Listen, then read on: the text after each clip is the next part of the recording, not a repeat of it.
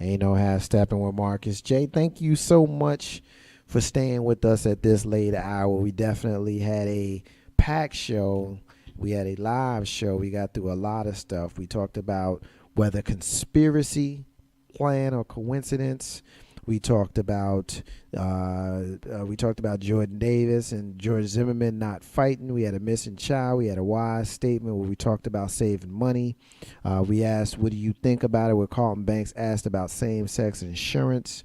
We talked about black inventors, and then in that last segment, we had Brother Dawood Anyabwile, who is an Emmy Award winner and co-creator of Brother Man, Dictator of Discipline, who just joined us. So we had a live show. We appreciate everybody who hung in there with us at this late hour. We lost Carlton Banks, so it's just SY and I, which is more than enough. We're the principals of Ain't No Half Stepping with Marcus J anyway, so it is fitting that she and I close out the show tonight. So without any further ado, before I get into my rant and my closing and all of my thank yous, I'm going to turn it over to my sister SY, and I'm going to have her get into her final statement. My sister, what you got, man? Well, again, like always, I just like to say thank you, to appreciate my listeners.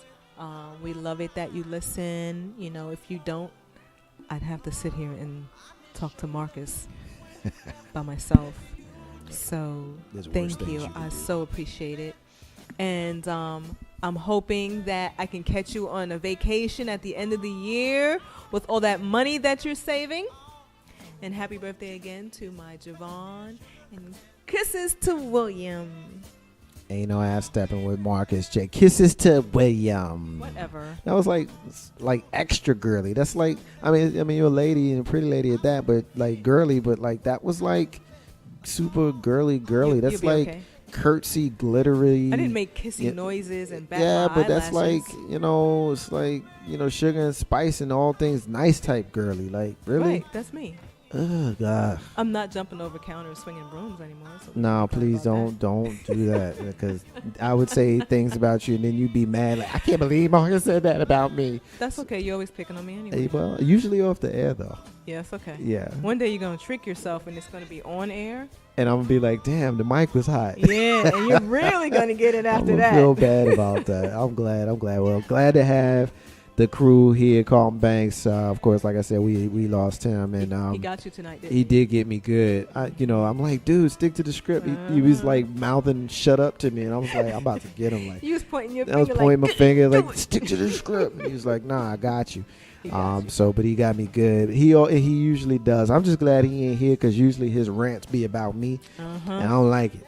I don't like it. That means he's gonna have a really good one the next time we see him, which we're not sure when that'll be. We'll have to try to make sure that we don't have him anytime soon. So I ain't got to put up with that mess. But we need him. But it's cool. Ain't no hashtag Marks J. I'm glad to have the crew here. We had a lot of fun tonight. Want to say peace to all of the folks that listen to us out there in the MixLR world. We had Sid, we had Joy, we had Michelle out there listening to us. We had listeners in Brooklyn and Charlotte, Atlanta, Richmond, my hometown of Jersey City, New Jersey. My baby sister Net was listening to us. My brother Hakeem was listening to us. My sister Melanie was listening to us tonight. We had listeners in Hoboken, Chicago, South Ozone Park, and Queens, New York. And I know who that was. And I see the lights are still on there, so they still listening to us. We had Hillsborough, New Jersey, Indianapolis. We had some folks in Texas, and we had some folks out on the West Coast in Phoenix, Arizona. So I appreciate all of those folks listening to us tonight. Tell a friend if you heard something that you liked. Definitely make sure that you tell those folks. We also, and I can't forget my brother. I almost did, and that's why it's reminding me.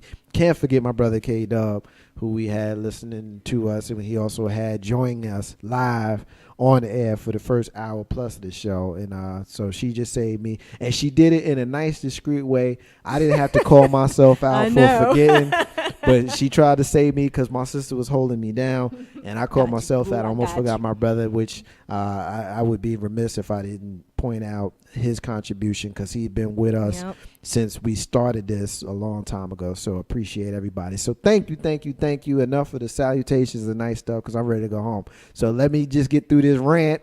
Let me get through this closing. And as I do every single week, I ask for just a few minutes of indulgence. We talked earlier today, and we talked last week, if thug replaced a particular word in our lexicon. Is thug the new word that is used for another word? That one word. It's a powerful word. Everybody has their opinion on that word. And pretty soon, if you don't already know, my opinion on that word will be made very, very clear to you. As far as I can tell, the word derived from the Spanish word negro in the 1640s. The Spanish word negro, of course, we know means black. And over time, during the Middle Passage and during slavery, the word began to take a more ominous connotation.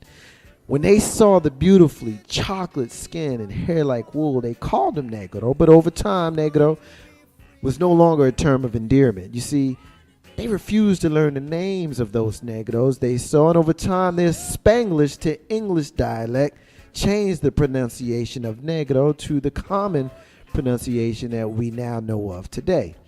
The term is now probably the most offensive and vile word in the English language.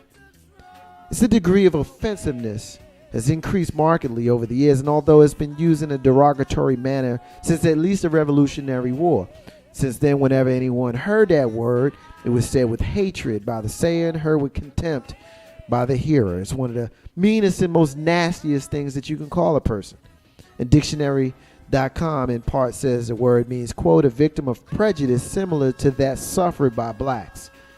A person who is economically, politically, and socially disenfranchised, end quote. It continues, a person of any race or origin regarded as contemptible, inferior, ignorant, etc.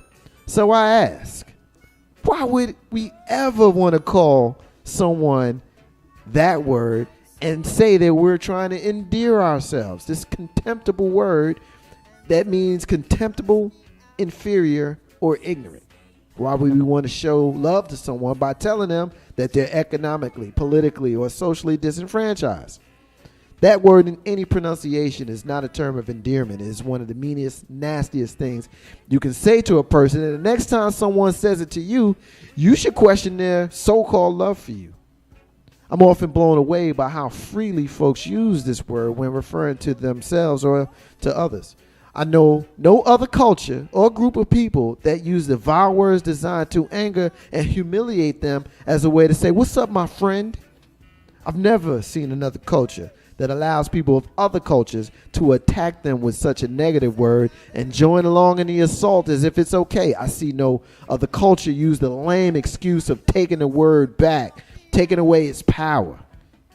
It's sad and very small to be reduced to such negativity, but what's even worse to me is when we allow it, and we often encourage it.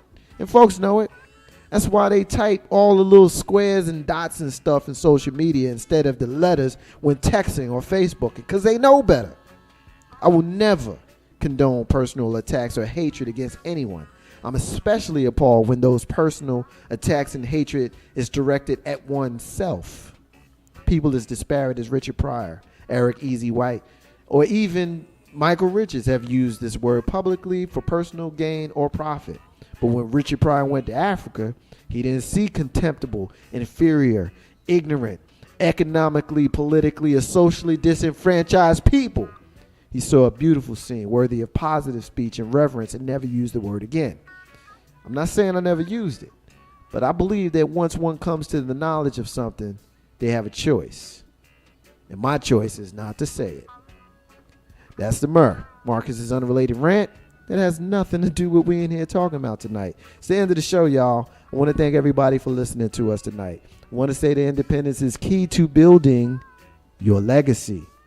I also want to say peace to all the stars and all of the squares. In the abundance of water, the fool is thirsty. Those are the words of Bob Marley, who you hear singing in the background. Ain't no half stepping with Marcus J. We will be back here next week. Peace.